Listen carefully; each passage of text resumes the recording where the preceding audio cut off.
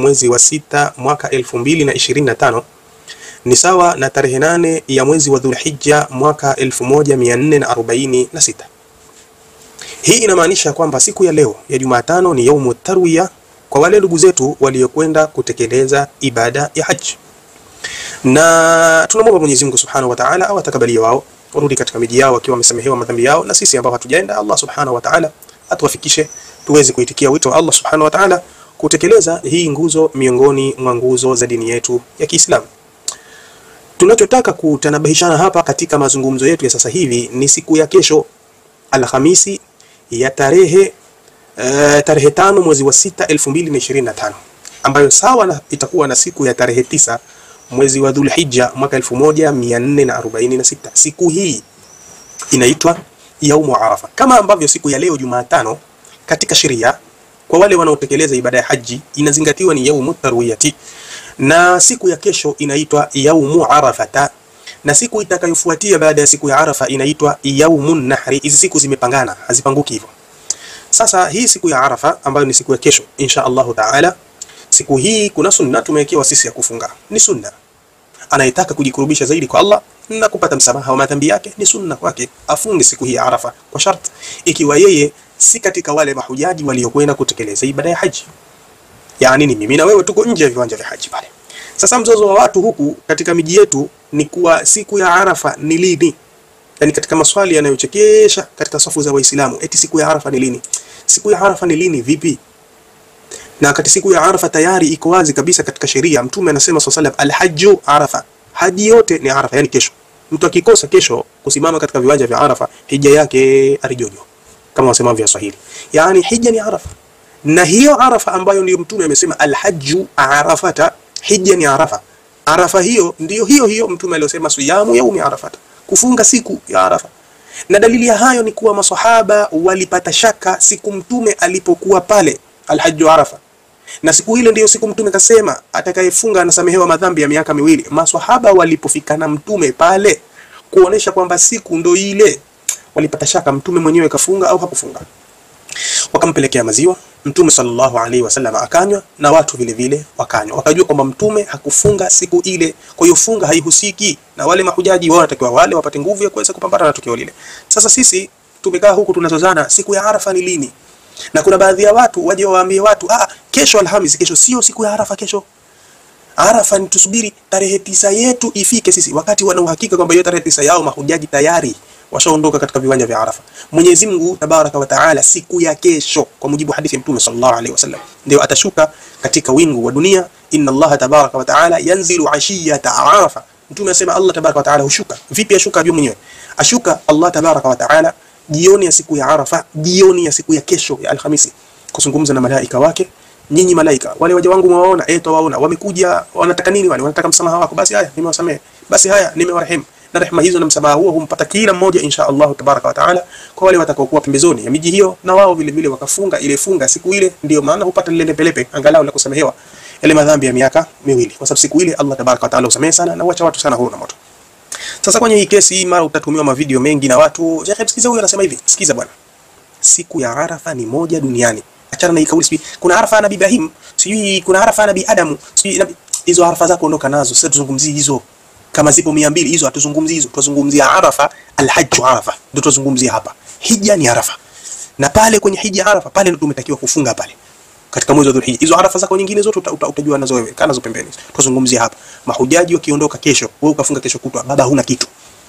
Zunguka, ruka, nenda huku, nenda kule, huna kitu, kwa sababu ni inadi ya makusudi katika zama zetu. Huko nyuma watu walikuwa wakifanya mambo kilimo, wakijadiliana hivi, wakijitahidi na wale wakosea Mwenyezi Mungu anawasamehe, na wale wapatia Mwenyezi Mungu anapojira mara 2. Katika zama hizi hakuna sababu hasa wewe hujui Arafa lini. Sasa hivi ukiinua simu ukiangalia hivi, unaona watu wamesimama katika uwanja wa Arafa, na maulama walioko pale wengi wapo waliojitahidi, wakwambia kwenu huko hamna Arafa, Arafa ni hapa. Yani hakuna sababu wewe useme kwamba mimi nimekosa kufunga siku Arafa, kwa sababu tu kuna mtu katika mtaa kwenu kakwambia wewe Arafa yetu kesho, ile Arafa yao nani na nani? Arafa yenu, Arafa yenu wewe nani? Sasa asema hivi mashaikhi hawa. أحسن إليكم. يقول السائل: هل يصام يوم عرفة حسب الرؤية في البلد أو الرؤية في مكة؟ Nadhani swali liko wazi kwa wale wanaofahamu lugha ya Kiarabu. Kwa wale wasiofahamu kama mimi, anaulizwa shekhe, funga ya siku ya Arafa tufunge kwa mujibu wa takwimu tulizonazo katika miji yetu au kwa mujibu wa takwimu za kuandama mwezi kwa mujibu wa Saudi Arabia ilivyo. Funga siku Arafa, utafunga vipi? Arafa fi Makkah faqat. Arafa iko Makkah peke yake. Yani wewe Mtanzania kama mimi, yani wewe Mkenya kama mimi, yani wewe Mburundi, yani wewe unajidanganya una Arafa kwenu wewe na nani? Hebu jitathminini, jiulizeni. Arafa na biada, wewe hizo Arafa zote ziweka pembeni. Sasa tujadili Arafa, tujadili al-hajju Arafa. Sasa hivi watu wako haji pale. Tuitafuta Arafa nini? Sheikh asema Arafa moja tu duniani. Ma fi Arafa fi Nigeria au Arafa fi Senegal au Arafa fi, hakuna Arafa Nigeria wala hakuna Arafa Senegal wala hakuna Arafa, hakuna kokote. Arafa ni moja tu. ففي الحج كله المسلمون تبع لما في هذه البلاد. Katika hii masala ya mwezi huu wa Dhulhijja, katika ibada hili, tukio zima la haji, Waislamu wote duniani watafuata nyenendo, taratibu zinazoendelea hapa. Wewe kwenu huko na tarehe zenu, sema utakavyo wewe na tarehe zako, utafuata hapa. Tukio linaenda hapa. Lini yaumu tarwiya? Siku fulani. Lini yaumu arafa? Siku fulani. Lini yaumu nahri? Siku fulani. Hata kama kwenu tarehe 3, tarehe 2, tarehe 1, huko kwenu mtajuana wenyewe, lakini hili tukio wewe utaangalia hapa. فيوم عرفة هو اليوم الذي يعلن في هذا البلد. Siku ya Arafa ni siku moja ambayo itatangazwa Saudi Arabia kwamba siku ya Arafa ni tarehe ngapi. Siku ya Arafa ni na mwaka huu hivi tunavyozungumza ni kesho Alhamisi, ndio tangazo liko wazi kabisa, ndio mahujaji watasimama katika viwanja vya Arafa. Usije kuniambia mimi kwa sababu taarifa mimi naitoa leo tarehe 4, kesho tarehe 5 ndio siku ya Arafa. Ipate vizuri taarifa hiyo. فما هو يوم عرفة؟ يوم عرفة هو الذي يقف فيه المسلمون في عرفة. Bas, hakuna hivyo la vile. Siku ya Arafa ni siku ambayo Waislamu watasimama katika viwanja vya Arafa. Hakuna hivyo wala vile. Tusibabishane bwana. Sio Nabii Adam alikutana na mke wake Hawa, ikaitwa Arafa. Hiyo peleka huko, haihusiki hapa na sheria. Sisi tuzungumzia sheria hapa. Sheria, siku ya Arafa ni siku mahujaji wanasimama katika viwanja vya Arafa. Wa yusamu dhalika al-yawm. Na siku hiyo watakayosimama mahujaji ndio siku ambayo itafungwa. Tayeb, ikiwa tumeelewana hapa, wacha tumsikilize na shekhe huyu Sheikh Saleh Al-Fawzani, alafu tuingie katika kipengele kimoja muhimu sana. Fawzani anasema صوم يوم عرفة هل يتعلق برؤية الهلال في السعودية أو لكل بلاد رؤيته؟ Aulizwa Sheikh, funga siku ya Arafa ni masala tuangalie mwezi mwandamo Saudia au kila mtu angalie kivyake huko? Asemaje Sheikh? هذا تابع للبلاد السعودية لأنها هي التي تشرف على أعمال الحج. Sema hii jambo linafuatia Saudia kwa sababu Saudia ndio pekee yake yenye kusimamia masala haya yote ya haji. Matukio yanatokea pale. Wewe unasema una Arafa yako wewe na nani ndugu yangu? Mbona unajidanganya nafsi yako? وتساعد الحجاج فهو من اختصاصه. Naam. Sema hii ni katika ikhtisas, mambo yanayohusika na miji yale. Allah tabaraka wa taala amewapa watu wale, simamieni haya masala ya ibada hapa. Lazima macho ya watu wote Waislamu yaangalie pale. Si kwa sababu eti Saudia Waarabu, si kwa sababu Saudia wanatenda nyinga, ni kwa sababu ile ibada haifanyiki pahala pengine. Labda utengeneze al-Kaaba yako wewe Pemba, labda utengeneze al-Kaaba yako wewe Wete, wapi huko Irani, utengeneza wewe. Halafu uone kama watu watakuja huko. Haji mtu huko kwa sababu ibada yatekelezwa pale. Na ile ibada imekusanya tukio la Arafa. Arafa mbatu kusimama Arafa kuisha. Hakuna hivyo wala vile. Sasa hapa kuna shubha zinaletwa na baadhi ya watu kwamba lau ingelikuwa watu hakuna siku ya Arafa ingekuwaje? Hebu tumsikilize huyu mzee wetu alafu tuweze kujibu hapa. Ningepata jawabu kwa ulama wetu wanaosisitiza kwamba lazima somu yom Arafa watu wafunge kuambatana na hukufu ya Arafa. Haya, hapa kulitokea maradhi ya corona. Kulipotokea maradhi ya corona ukawa hakuna haji, nafikiri miaka 2 ilipita, ukawa watu hakuna hukufu ya Arafa. Je, zile somu zetu tulizokuwa tukizifunga tulikuwa tumfungia nani? Na wale mahujaji, hakuna mahujaji kule Arafati siku ile kwa sababu ya corona. Haya, hebu tumalize kumsikiza. Na watu walifunga kama kuwafungia au kuwasherehekea mahujaji, lakini ilikuwa hakuna mahujaji miaka 2 ya corona iliyopita. Nataka jawabu kwa maulama wetu hawa, hasa kina Bachu kule Zanzibar, wanaambia na mimi, je, watu walifunga siku ile au hawakufunga kwa sababu ilikuwa hakuna hukufu bi Arafat? Shukran wa salamu alaykum. Haya, huyo mzee wetu anauliza maswali yake haya. Sasa hizi shubha hizi eti ndio za kuchanganya watu. Sijui hiji imefaradhishwa lini? Sijui mbona mnaenda huko? Watu wanasimama Arafa kesho. Wewe hujui kama watu wanasimama Arafa kesho? Najua. Kwa hiyo wasubiri nini Arafa yangu? Wewe Arafa yako na nani? Wacha kuzunguka kubabaisha Waislamu yake. Huyo aeleza maelezo hapa kwamba masala haya ya Arafa ilikuwa siku za corona, hakuna Arafa, sijui watu walifunga. Wewe kakwambia nani kama siku za corona ilikuwa hakuna Arafa? Kwanza kabla panda huko na huko. Siku za corona ile alikwambia kwamba hakuna ibada ya hija, haikufanyika yani, au hakuna Arafa.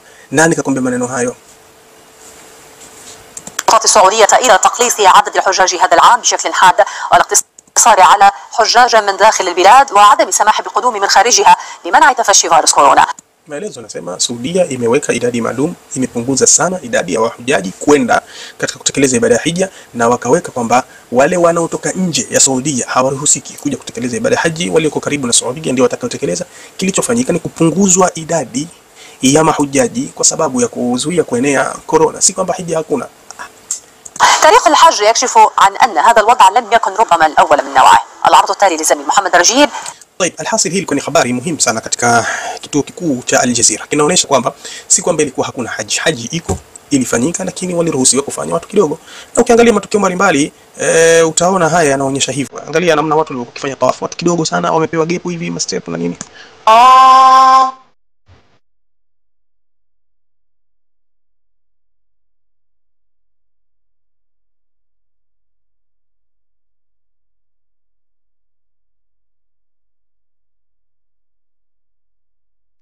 Pana watu kidogo wanazunguka Kaaba na wamepewa gap baina ya mtu na mtu, baina ya line na line, baina round na round. Watu wanafanya ibada ya haji wala hakukuwa na kwamba eti hakuna haji. Tujalie hakuna Arafa, watu hawakusimama Arafa, tujalie hivyo, kuna dharura imetokezea hiyo, balaa kubwa, hakuna ile siku pale, hakuna. Tunaelewana vizuri? Tujalie hivyo, itakuwaje? Watu watafunga Arafa, hawafungi Arafa? Akhi, unajadili mambo ya Mwenyezi Mungu Subhanahu wa Ta'ala. Kama unafikiria vile zile thawabu unazigawanya wewe. Maulama wameeleza katika vitabu vyao, وهذا محل البحث.